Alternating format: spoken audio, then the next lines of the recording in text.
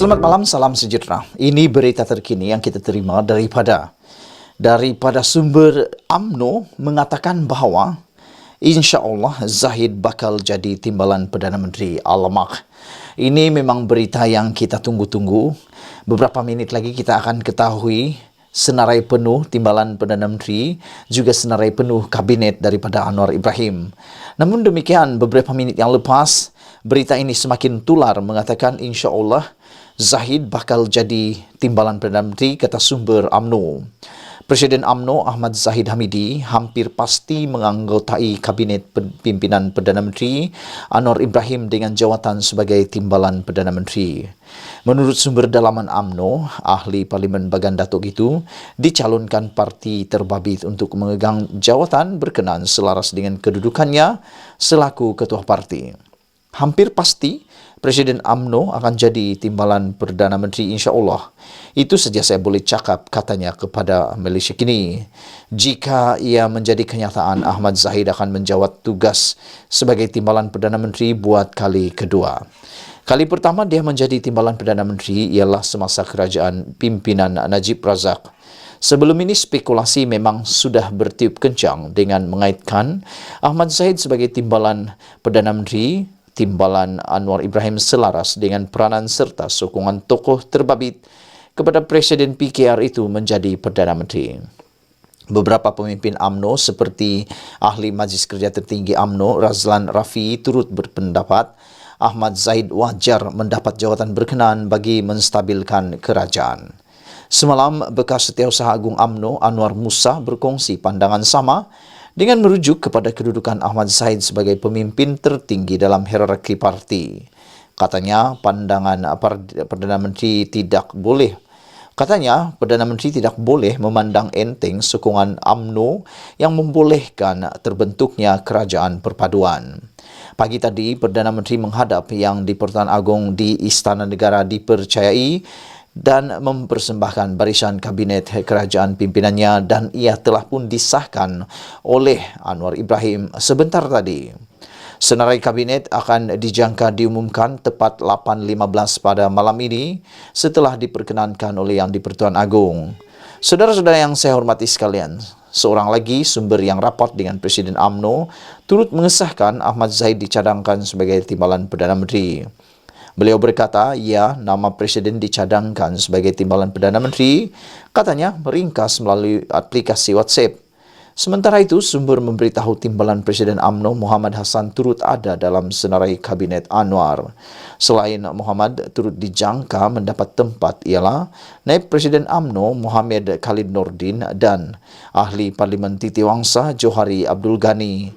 Difahamkan Barisan Nasional akan mendapat 5 jawatan menteri dan 6 timbalan menteri. Saudara-saudara yang saya hormati sekalian, bagi yang mengikuti channel ini, kita semakin suntuk waktu dan kita semakin menghampiri waktu. Benarkah Zahid Hamidi akan menjadi timbalan Perdana Menteri? Kita hanya akan tahu apabila ianya diumumkan oleh Perdana Menteri sendiri.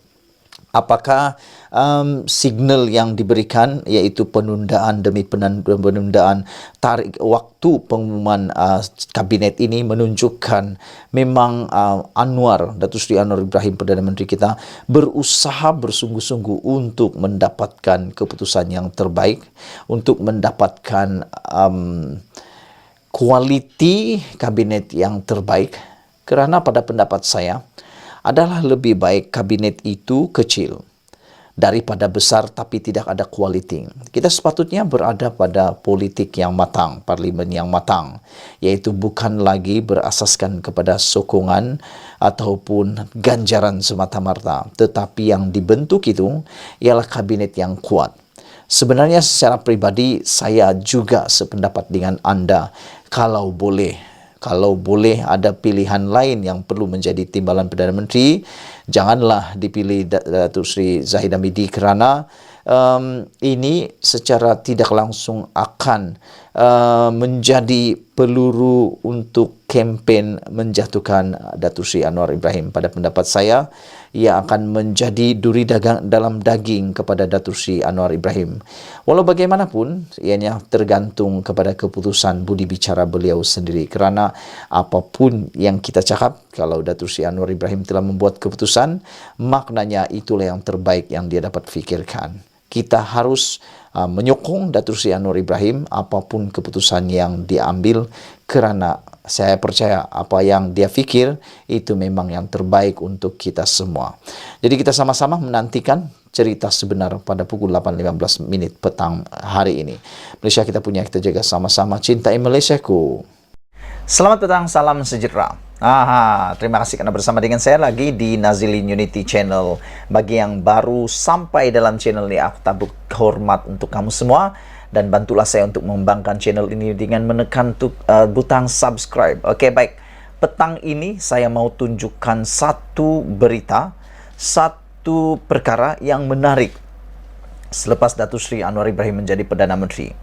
Beritanya ini tentang pegawai kerajaan yang rasa-rasa tak diperlukan lagi, eloklah lebih dahulu mengundur diri.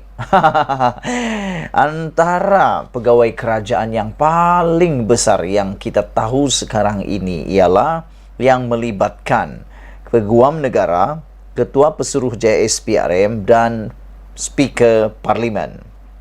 Salah seorang daripada mereka ini yang paling top sebelum PRU15 ialah siapa lagi kalau bukan Ketua Pesuruhjaya SPRM, iaitu Azam Baki.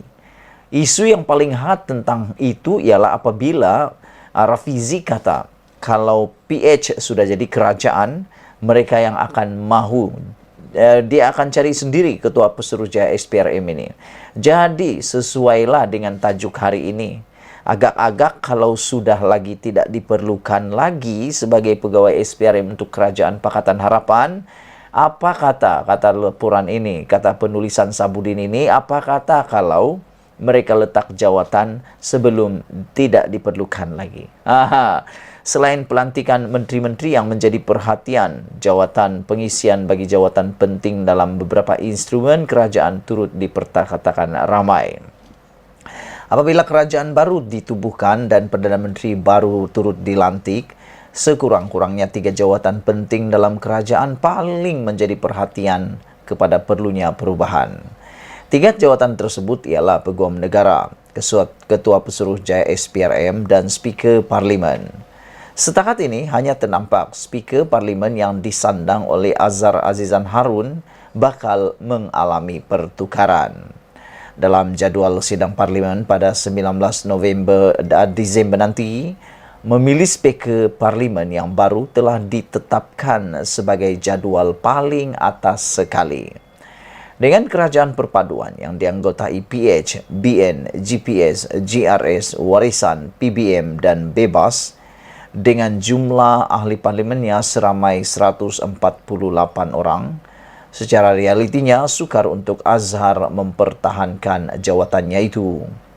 PH sudah pasti akan memilih seorang speaker yang memihak kepadanya untuk mengetuai parlimen, berbanding Azhar yang merupakan lantikan Muhyiddin di era Perikatan Nasional sebelum ini.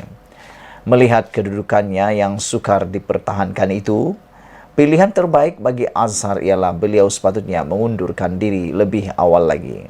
Tidak perlu menunggu sehingga pengundian pada 19 Disember nanti baru hendak meninggalkan kursi empuknya itu.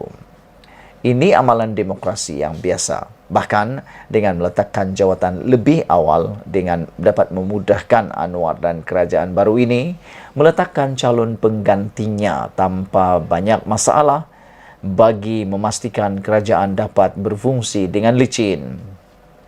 Begitu juga dengan Peguam Negara dan Ketua Pesuruhjaya SPRM.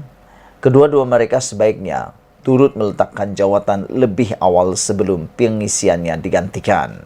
Dengan kerajaan baru dan Perdana Menteri, apalagi yang mereka harapkan untuk terus tercongok di situ? Takkan masih berharap disambung lagi? Malulah sikit. Dalam hal ini, mereka terbabit harus berjiwa besar dan menyedari ini adalah proses biasa dalam sebuah negara yang mengamalkan demokrasi berparlimen. Perdana Menteri yang memimpin kerajaan baru bukan saja perlu disokong oleh ahli parlimen yang kukuh, malah oleh ketua-ketua jabatan kerajaan yang senada sejiwa dengannya. Sabudin Husin diubah suai oleh Nazilin Yudidi. Saudara-saudara sekalian, itulah dia pendedahan dan laporan yang sangat kita suka petang ini. Apabila menulis pegawai kerajaan yang rasa tidak diperlukan lagi, lebih baiklah mengundur diri atau letak jawatan secepat mungkin. Lebih baik daripada malu kerana tidak dipilih lagi atau tidak disambung lagi kontraknya. Okey. Terima kasih telah menonton channel ini. Ikuti terus ulasan yang kedua selepas ini.